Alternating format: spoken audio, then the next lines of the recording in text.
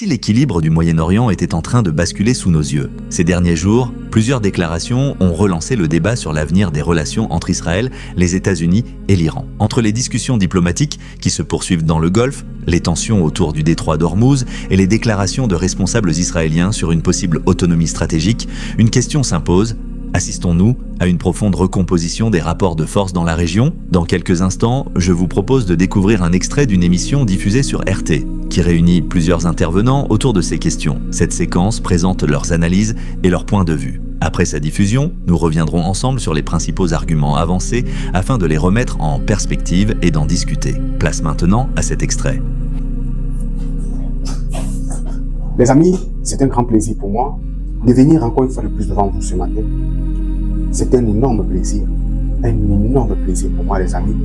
Je vous invite, les amis, à écouter attentivement cette vidéo.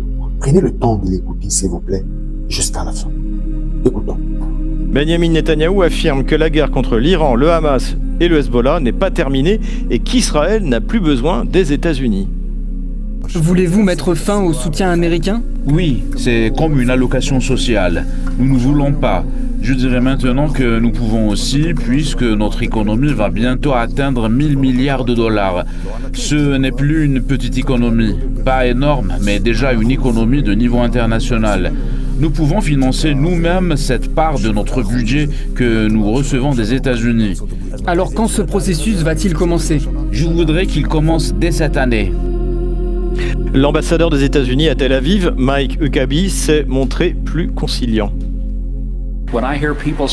Quand j'entends des gens se demander si l'Amérique et Israël pourraient se séparer et ne plus jouir de ce partenariat extraordinaire, je réponds non, non, non. Il faut bien comprendre une chose. Nous ne sommes pas aussi stupides. J'espère que nous ne le serons jamais. En réalité, c'est comme un mariage incroyable entre Israël et les États-Unis. Et quand on me demande si nous allons rompre, je réponds « aucune chance ». Car aucun des deux pays ne pourrait payer la pension alimentaire en cas de rupture. C'est pourquoi nous resterons partenaires pour toujours. L'un des moments les plus marquants du débat. Affirmer qu'Israël pourrait se passer du soutien américain soulève immédiatement une autre question. S'agit-il d'une véritable évolution stratégique ou d'un message politique destiné à un contexte électoral ? Les intervenants vont justement confronter leurs analyses, et leurs conclusions sont loin d'être unanimes.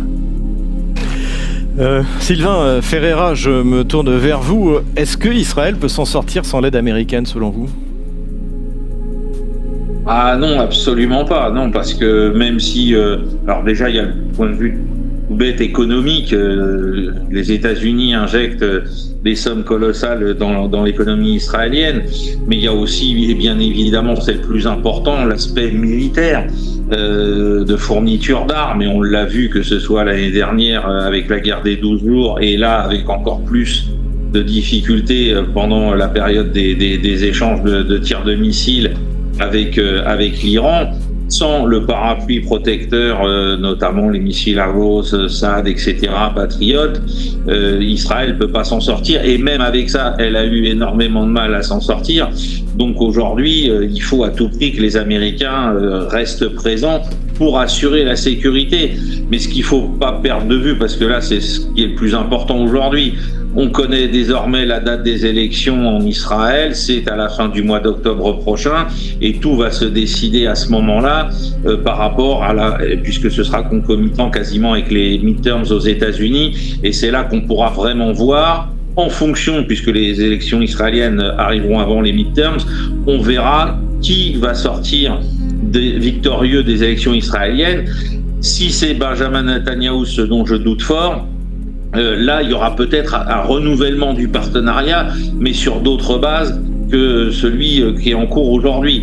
Parce que là, celui qui est en cours aujourd'hui, même les tenants de l'AIPAC aux États-Unis ont bien compris que Netanyahou était complètement fou, qu'il était entouré de gens qui sont complètement fous, Smotrich, Ben Gvir, etc., et que ça dépasse toutes les limites du raisonnable sur le plan du crédit qu'avait la communauté juive internationale depuis la fin de la Seconde Guerre mondiale, qu'il a été entamé partout, au point qu'on a vu quelqu'un ici en France comme Alain Finkielkraut finir par avouer face caméra que les colons israéliens ou que les supporters de Ben Gvir étaient des nazis. Il a employé ce mot. Donc on n'imaginait pas Alain Finkielkraut un jour dire des choses pareilles. Maintenant c'est fait. Et donc il y a plein de gens dans la communauté juive en Occident qui se rendent bien compte qu'il va falloir en finir pendant au moins plusieurs années avec les délires des sionistes révisionnistes israéliens auxquels on vient d'assister ces 3 dernières années. Merci Sylvain. Vous vouliez réagir Jusqu'ici, le débat s'est concentré sur Israël et l'Iran. Mais la suite élargit complètement la perspective. Les intervenants vont évoquer le rôle de Washington, l'influence grandissante des pays du Golfe, ainsi que les nouvelles alliances qui pourraient redessiner l'équilibre du Moyen-Orient. C'est probablement la partie la plus stratégique de cette émission. Les changements provoqués, en tout cas déclenchés par la guerre menée par Israël et les États-Unis au mois de février. C'est toutes les cartes qui sont rebattues. On parlera peut-être plus tard des autres pays du Golfe, de la présence américaine, mais je crois qu'il y a ce qu'on a connu comme alliance américano-israélienne ne pourra pas continuer sous les mêmes formes pour l'avenir. Il y a beaucoup d'Israéliens qui se posent des questions sur leur sécurité à venir, parce que quand on entend Netanyahou dit nous sommes pratiquement une puissance moyenne, grande puissance, 1000 milliards, etc., face à effectivement un monde arabe ou islamo... on dirait les pays baltes. Voilà, donc ça n'a pas de sens, sans soutien. Et il y a quelque chose qui m'interpelle, c'est que personne ne l'a souligné pratiquement, c'était au mois de juin. Il y a un nouveau patron au Mossad qui a été désigné et validé par la Knesset. Et ce patron, il s'appelle Roman Goffman. Roman Goffman, il est né en URSS, il est parti à l'âge de 10 ans, il est né en Biélorussie, et il a une particularité pour un patron du Mossad, c'est qu'il ne parle pas anglais. Il ne parle pas anglais. Et quand on sait effectivement les liens qu'il peut y avoir entre la CIA, les organes de sécurité américains et le Mossad, on se dit mais c'est quoi ce choix ? Moi j'ai tendance à penser que dans un monde qui va évoluer, Israël, pour sa sécurité, ne peut pas compter seulement sur la carte américaine et rester dans un système de conflit avec ses voisins.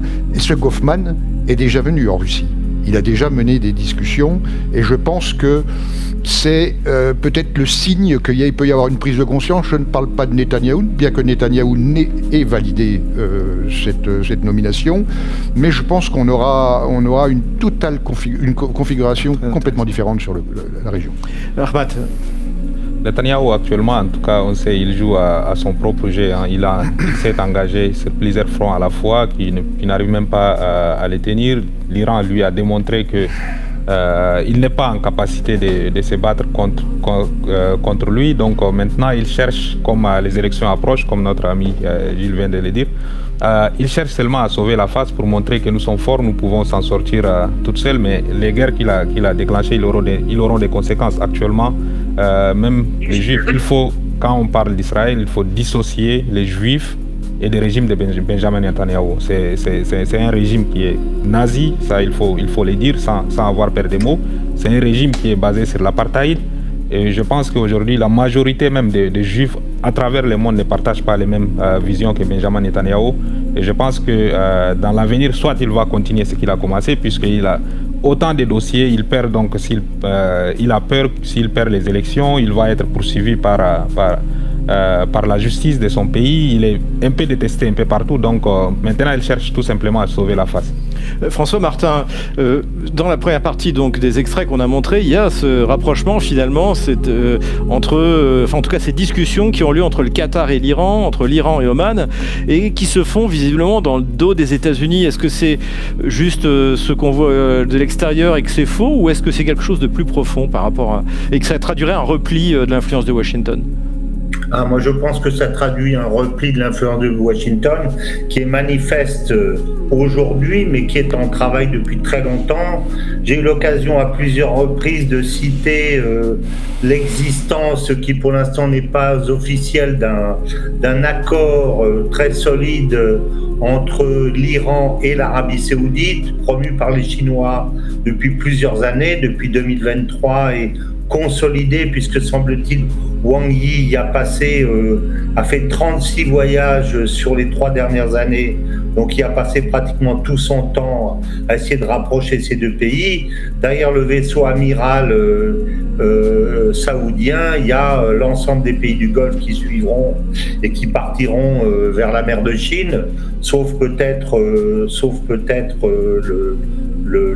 les Émirats arabes unis, mais on sent une perte d'influence extrêmement forte et certains spécialistes américains, je pense que Douglas McGregor a eu l'occasion de le dire, que les conséquences de cette guerre Iran seraient pires que la guerre du Vietnam.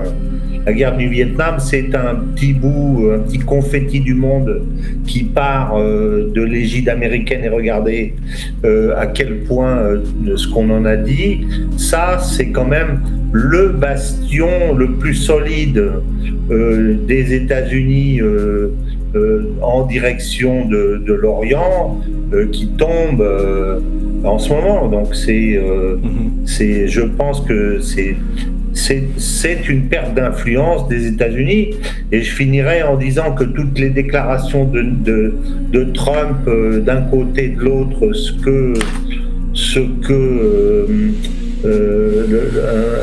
un politicien américain a dit lorsque règle numéro 1, quand tu es dans un trou, arrête de creuser.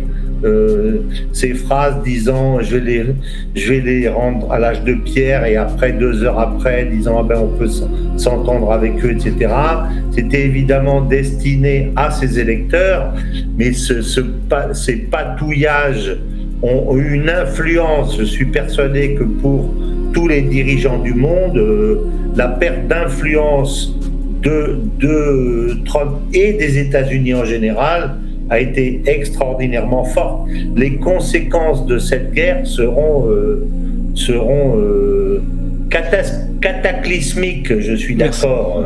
Merci François Martin. Voilà. Vous venez d'entendre les différents points de vue exprimés au cours de cette émission. Comme toujours, ces analyses reflètent les opinions de leurs auteurs et alimentent un débat qui reste ouvert. Ce qui est certain, c'est que les évolutions diplomatiques et stratégiques au Moyen-Orient continueront d'être suivies de près dans les prochains mois. Dites-moi en commentaire, pensez-vous que les relations entre Israël et les États-Unis sont en train de changer durablement, ou s'agit-il simplement d'un épisode lié au contexte actuel ? Si cette analyse vous a intéressé, n'oubliez pas de vous abonner et d'activer la cloche pour ne manquer aucune prochaine vidéo. Merci d'avoir pris le temps d'écouter cette vidéo jusqu'ici, les amis. Je vous invite à liker, à commenter, à partager. Si, et seulement si, ce que nous partageons sur cette plateforme est intéressant, si ce que nous partageons sur cette plateforme vous a convaincu, alors nous vous invitons à liker, à commenter et à partager, afin que la communauté puisse grandir. Je vous remercie.